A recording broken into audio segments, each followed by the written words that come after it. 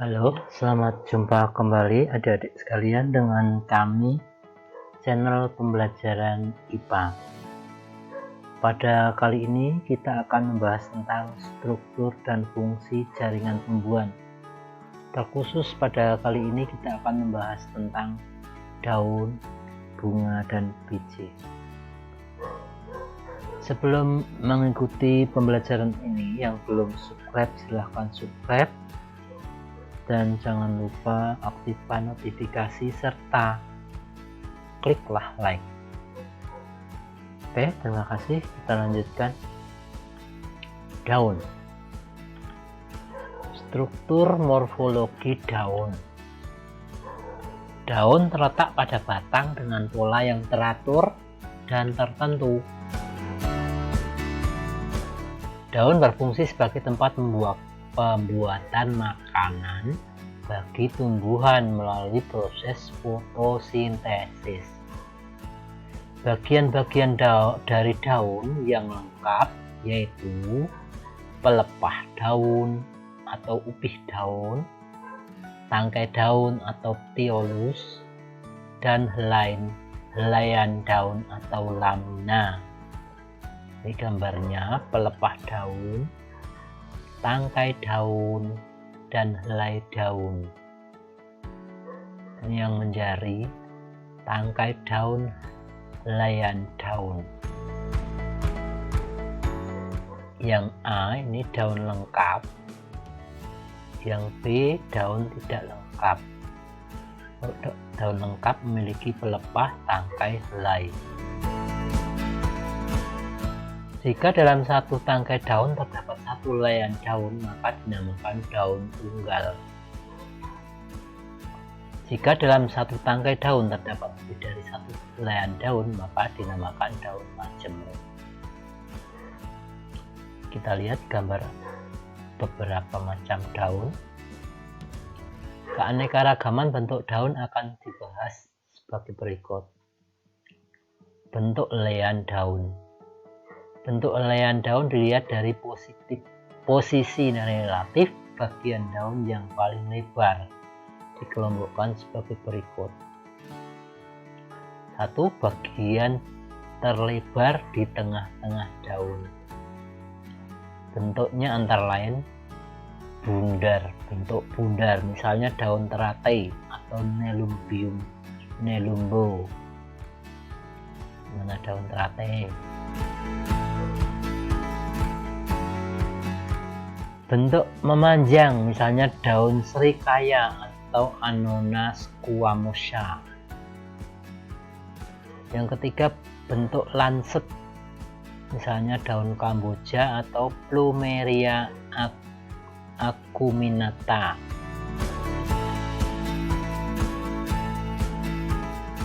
Bagian terlebar di bawah tengah-tengah daun. Bentuknya antara lain bentuk bulat telur, misalnya daun kembang sepatu atau Hibiscus rosa sinensis. B. Bentuk segitiga, misalnya daun bunga pukul 4, Mirabilis jelapa. C. Bentuk jantung, misalnya daun waru, Hibiscus tiliaceus. D. Bentuk panah, misalnya daun eceng atau Sagittaria saggitifolia. Ini kita lihat gambarnya bentuk-bentuk daun dengan bagian yang terlebar di tengah-tengah. Ini daun yang bulat. A. Daun.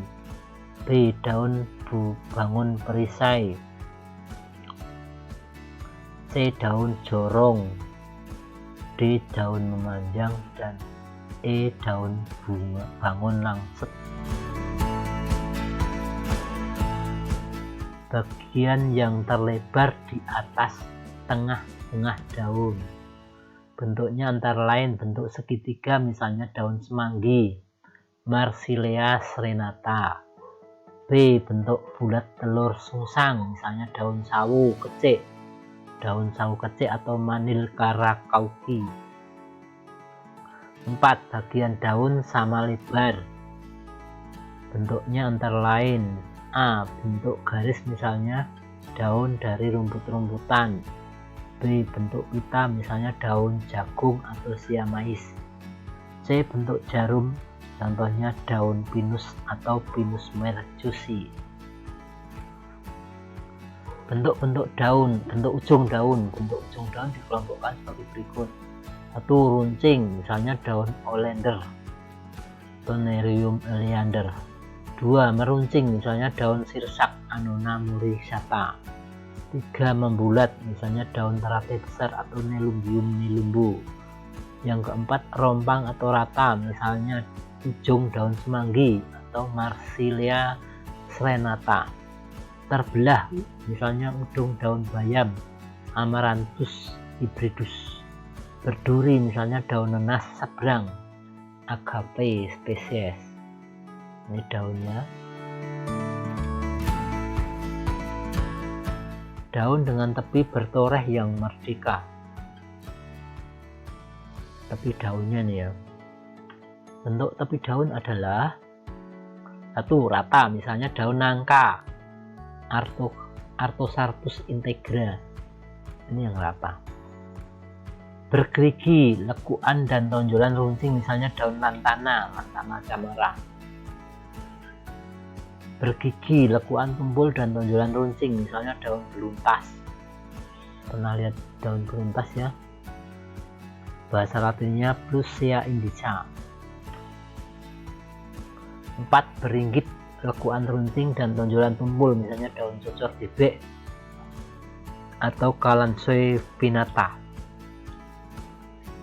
Yang kelima, berombak, lekuan dan tonjolan tumpul, misalnya daun air mata pengantin. Daun air mata pengantin Antigonon leptopus. Ini bentuk susunan daun. Susunan tulang daun dikelompokkan sebagai berikut. 1. Menyirip, misalnya daun mangga Mangifera indica. Menjari, misalnya daun pepaya Carica papaya. Melengkung, misalnya daun gadung Dioscorea ispida. 4. Sejajar, misalnya daun tepi-tepian Cyperus tontudus. Ini gambarnya ya. Ini bentuk daun menyirip, bentuk daun menjari, tulang daun melengkung, dan tulang daun bertulang sejajar. Ini anatomis daun, struktur atas anatomis daun. Daun tersusun atas 3 jaringan, yaitu jaringan epidermis, jaringan parenkim, dan jaringan pengangkut atau vaskuler. Jaringan epidermis tersusun dari 1 atau lebih lapis sel yang biasanya dilindungi oleh lapisan kutikula dan lilin, contohnya daun pisang. Lapisan lilin berfungsi sebagai penahan terjadinya penguapan yang terlalu besar.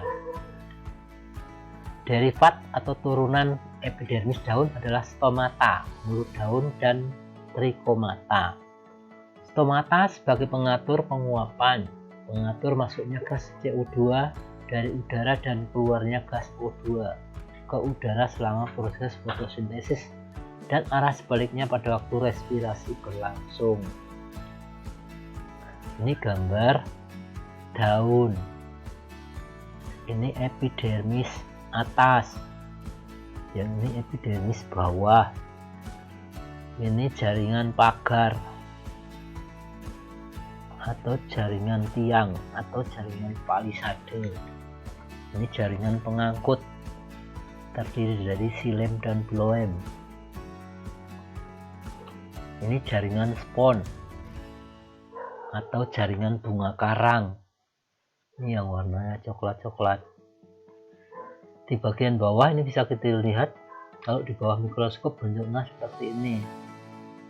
Ini kita lihat kalau kita sudah masuk sekolah, kita lihat di bawah mikroskop. Ini adalah stomata.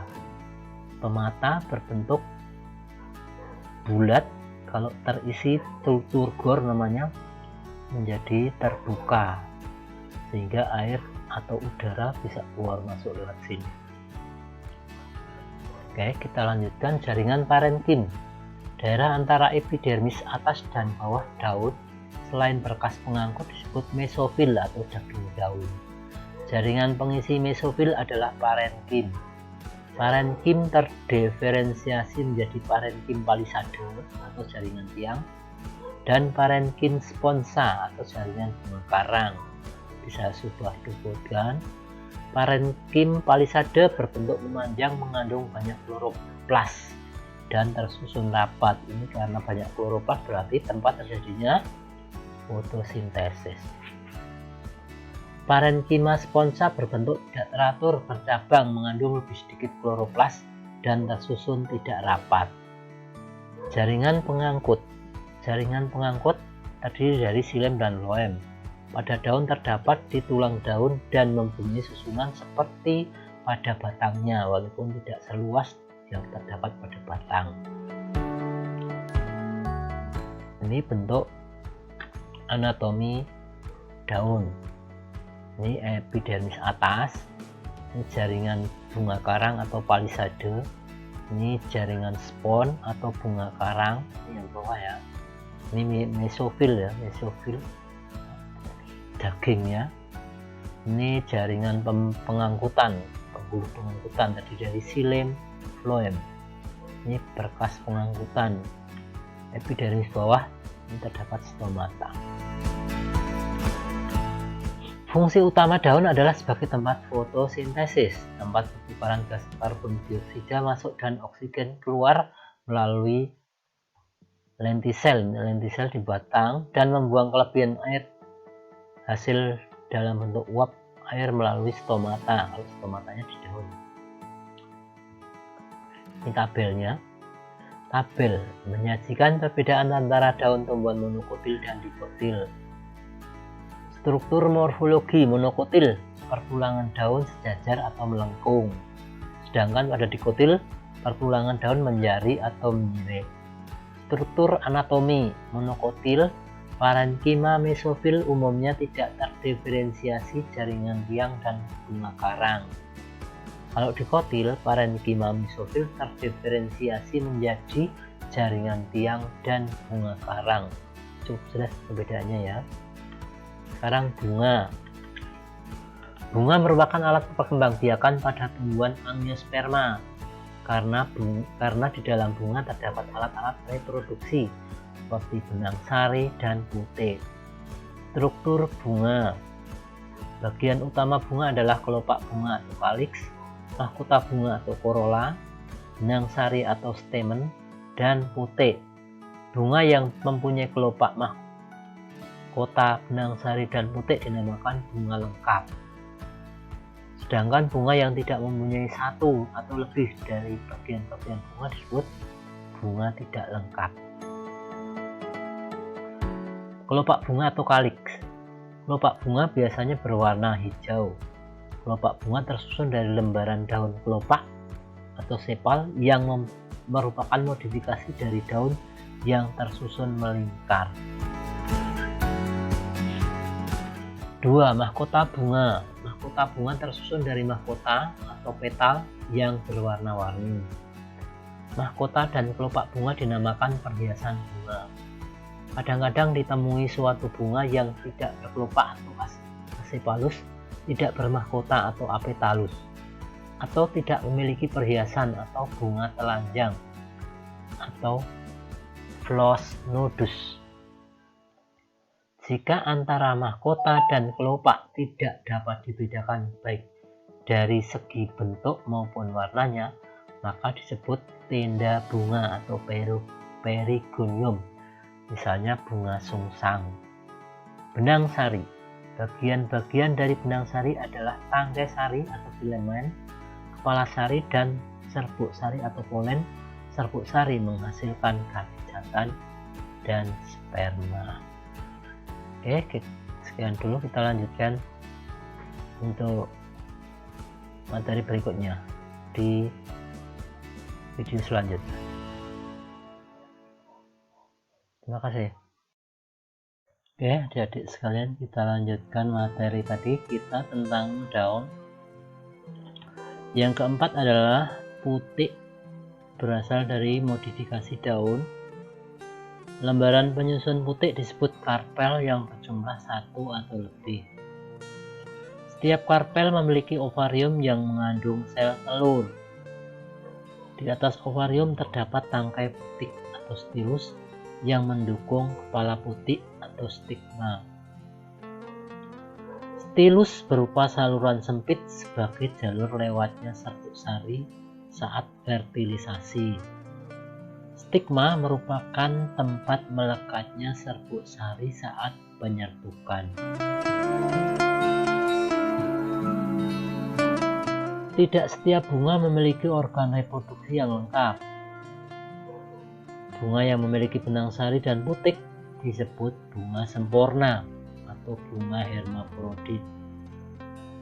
Bunga yang tidak memiliki salah satu atau keduanya dari benang sari dan putik disebut bunga tidak sempurna. Bunga yang hanya memiliki benang sari disebut bunga jantan, dan bunga yang hanya memiliki putik disebut bunga betina. Fungsi bunga adalah alat perkembangbiakan generatif dan sebagai alat perhiasan tumbuhan. Ini gambarnya. Ini stigma, tempat melekatnya benang sari waktu penyerbukan. Ini tangkai putik. Ini bakal buah. Ini mahkota bunga. Ini mahkota bunga. Ini kelopak bunga. Ini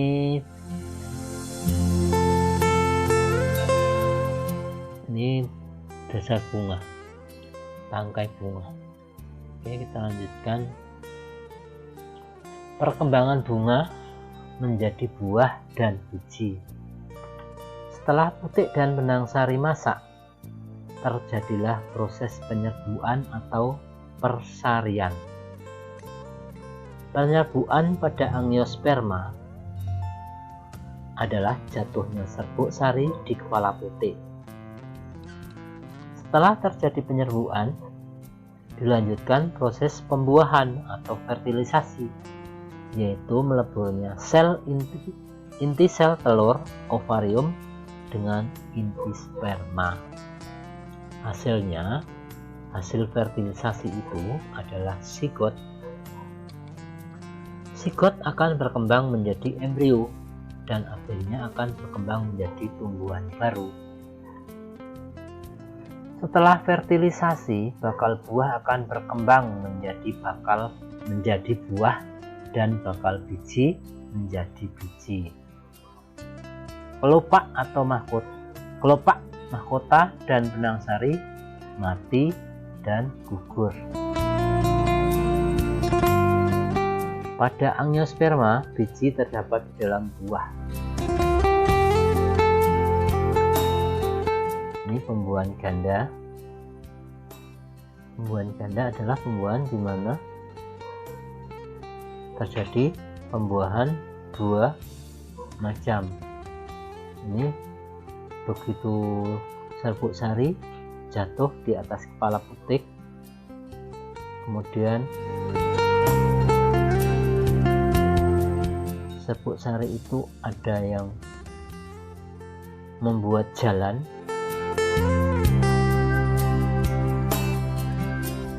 ini terbelah menjadi dua, yaitu sel gamet jantan, yang satu membuahi sel telur, yang satu membuahi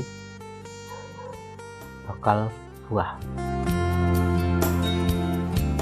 Dua buah sperma pada tabung polen. Ini ada tabung yang dibuat oleh serbuk sari tadi.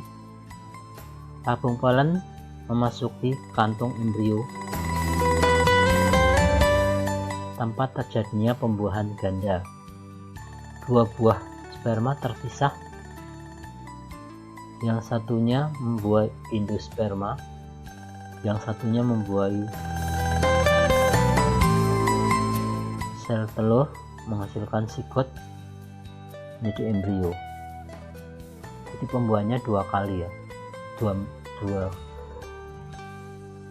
2 kali pembuahan, maka disebut pembuahan ganda. Ini perkembangan embrio tumbuhan dikotil. Kita lanjutkan buah. Buah berkembang dari bakal buah atau ovarium. Bakal buah merupakan bagian bawah dari putik. Macam-macam buah. Berdasarkan asal terbentuknya, buah dibedakan menjadi 2 macam, yaitu buah sejati dan buah semu. Buah sejati dibentuk oleh jaringan yang berasal dari bakal buah. Contohnya buah alpukat, mangga, anggur, belimbing, rambutan, sawo, dan pisang panjang. Buah semu dibentuk tidak hanya oleh jaringan yang berasal dari bakal buah saja. Contohnya, jambu monyet atau jambu mete dibentuk dari tangkai bunga yang membesar. Nangka dibentuk dari daun bunga. Ceplukan adalah kelopak berkembang dan menutupi buah sejatinya. Jadi adalah kelopak itu sebetulnya ya. Manggis, kelopak dan sisa kepala putik tetap ada pada buahnya. Apel, dasar bunga membesar dan berkembang mengikuti buah sejatinya. Jadi apel itu sebetulnya dasar bunga. Nanas, daun bunga ikut membentuk buahnya. Jadi kalau makan nanas itu sebetulnya makan daun bunga. Bagian-bagian buah. Buah terdiri dari kulit buah atau perikarpium dan biji. Berdasarkan struktur kulit buahnya, buah dibedakan menjadi buah berdaging dan buah kering. Buah berdaging mempunyai kulit buah yang tebal dan berdaging, sedangkan buah kering mempunyai kulit buah yang tipis. Kulit buah dapat dibedakan menjadi 3 lapisan, yaitu eksokarp atau kulit buah luar, mesokarp kulit buah tengah, dan endokarp kulit buah dalam. Biji terdiri dari kulit biji, endosperma atau putih lembaga, dan embrio atau lembaga. Biji merupakan alat perkembangbiakan tumbuhan angiosperma, karena di dalam biji tersebut ditemukan embrio yang merupakan calon tumbuhan baru. Untuk berkecambah, biji memerlukan tenaga yang diperoleh dari pemecahan makanan cadangan. Jadi makanan cadangan itu untuk tenaga biji. Berdasarkan letak cadangan makanan, biji dibedakan menjadi 2 macam, yaitu biji albuminus dan exalbuminus. Biji albuminus memiliki cadangan makanan di dalam endosperma. Biji exalbuminus memiliki cadangan makanan di selain endosperma, karena endospermanya telah habis untuk perkembangan embrio. Cadangan makanan biji exalbuminus dapat berada di dalam kotiledon, contohnya kacang tanah, kacang panjang, dan buncis. Embrio memiliki bagian-bagian yaitu calon akar atau radikula, kotiledon daun lembaga, dan batang lembaga. Ruas batang lembaga di bawah kotiledon dinamakan hipokotil, sedangkan ruas batang lembaga di atas kotiledon dinamakan epikotil. Ini gambarnya. Ini keping 2. Ini kotiledon. Ini bakal akar radikula. Peran pembuluh xilem dan floem.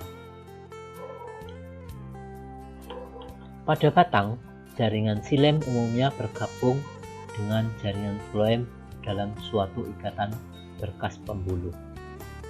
Ikatan berkas pembuluh membentuk sistem jaringan pembuluh berkesinambungan disebut tubuh tumbuhan, termasuk semua cabang batang dan akar.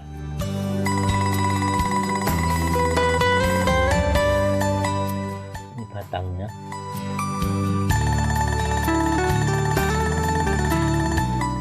Xilem. Xilem berfungsi menyalurkan air dan mineral dari akar ke daun. Jaringan xilem terdiri dari trakea pembuluh kayu, trakeit, parenkim, serabut xilem, dan serabut trakeit. Trakeit berupa sel runcing panjang tanpa lubang. Trakea berbentuk tabung yang ujung-ujungnya berlubang dan dinding lateralnya juga berlubang, sehingga ujung-ujungnya saling berhubungan. Dinding sel trakea yang menebal ada yang berbentuk spiral, cincin, jala, atau tangga yang berfungsi sebagai penyokong. Dinding sel xilem tebal karena dilapisi lignin. Floem. Floem mampu membawa makanan berupa zat organik dari satu bagian ke bagian yang lain pada tumbuhan. Floem tersusun atas sel tapis, sel pengiring, dan parenkim floem. Sel tapis berupa pipa yang mempunyai tapisan atau aliakan pada ujungnya. Sel pengiring lebih kecil daripada sel tapis. Pada tumbuhan tertentu terdapat serabut floem dan sklereida. Serabut floem bentuknya kecil dan berdinding tebal oleh lapisan lignin. Serabut floem dapat digunakan sebagai tali dan tekstil, misalnya rami, broemanivea, kain linen, dan benang pada linen, Linum usitatissimum.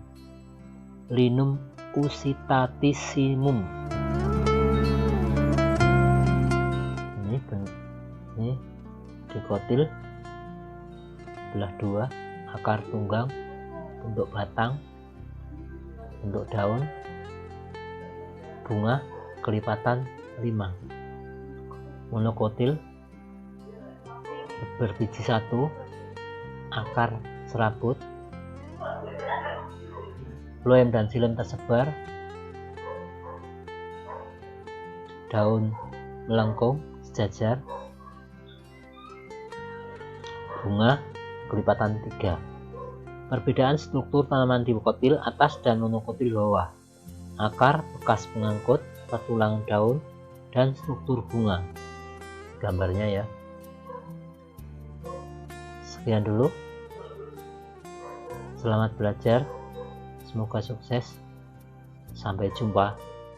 Terima kasih.